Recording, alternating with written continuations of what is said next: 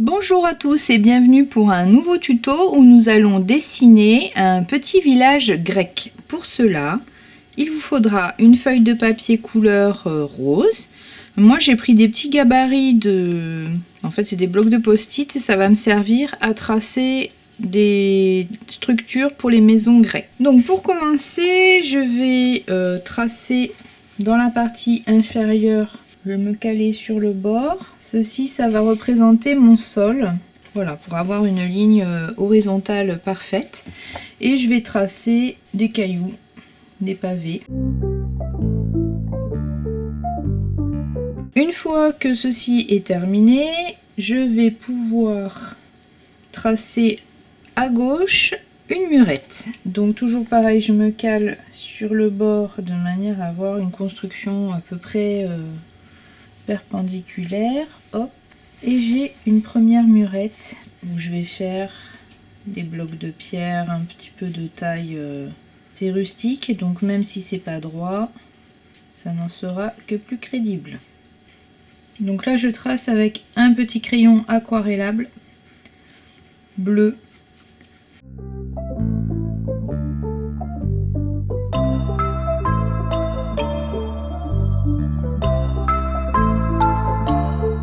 Voilà, je peux commencer à tracer les premières marches d'un escalier qui peut aller derrière le premier pot de fleurs. Et plus je vais monter, plus je vais faire un retrait de ma marche. Ça part derrière. Et à partir d'ici, je me mets sur la première marche et je vais monter ma première maison. Ici, je vais pouvoir faire une structure un petit peu plus petite avec un toit en forme de dôme.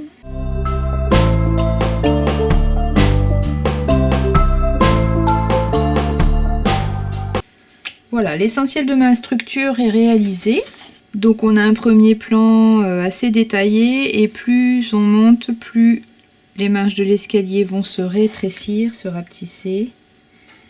On a donné un petit peu de profondeur en faisant des rentrants de fenêtres. Alors privilégiez sur le côté gauche les montants sur le côté gauche et sur le côté droit les montants sur le côté droit pour donner vraiment une impression de creuser l'espace. Là je me suis trompée donc je vais les rectifier. Nous allons attaquer la partie mise en couleur. Alors comme notre papier est relativement clair, on va tester avec de l'aquarelle blanche, voir si c'est suffisant pour couvrir sur ce papier, et si ça marche pas, on essaiera avec de l'acrylique.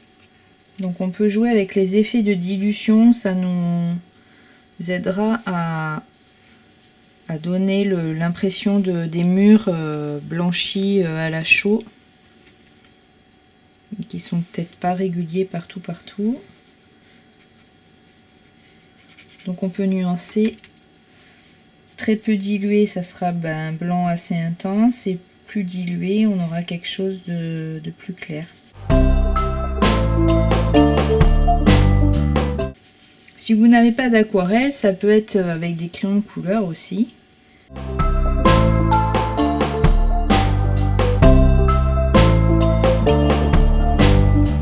Alors on va essayer au Posca blanc, voir ce que ça donne sur les pierres. Donc on aura un premier plan un peu plus intense.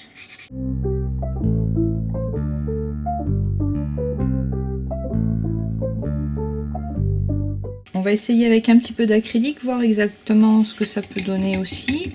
Un petit peu d'eau, un peu d'acrylique.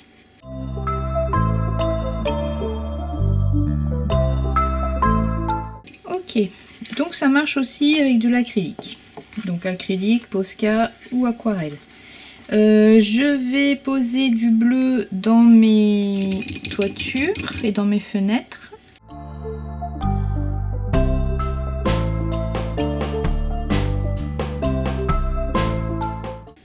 Et avec le petit pinceau fin, on va attaquer les fenêtres.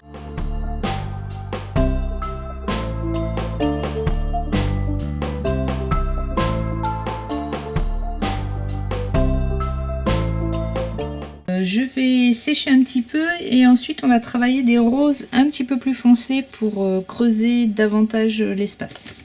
Voilà, nous allons fabriquer une teinte un peu plus soutenue que le support. Donc on va inventer ça en mélangeant plusieurs choses, des roses et rouges. On va voir ce que ça donne. Et on va peut-être travailler, voilà, les marches. Et on va les faire 1 sur 2 pour commencer, pour éviter de travailler 2 zones humides côte à côte. Et je monte et ça va s'éclaircir petit à petit.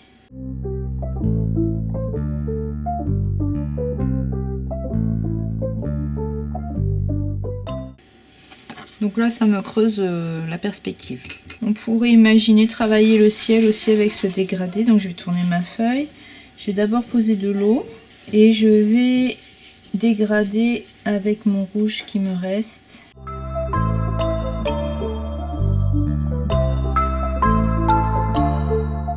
Donc je peux rajouter un petit peu de pigment en tapotant.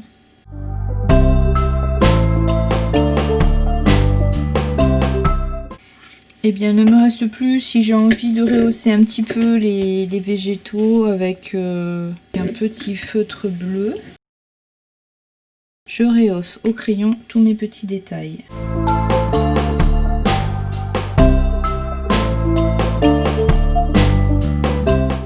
On peut, avec le pastel blanc, revenir un petit peu frotter le haut des nuages, donner un petit peu de soit moins plat.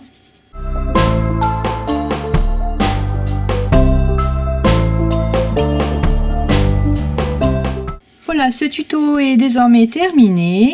Il vous a été présenté par l'Office culturel du pays de Duras. Donc je vous invite à consulter les autres tutos qui sont sur ma chaîne YouTube, Mickaëlle Delamay. Vous pouvez consulter le blog Mickaëlle Delamay chez Blogspot, me suivre sur l'Instagram Mickaëlle Delamay. Et puis je vous souhaite de belles créations et n'hésitez pas à partager et à m'envoyer vos créations en retour. À bientôt pour de nouvelles aventures créatives.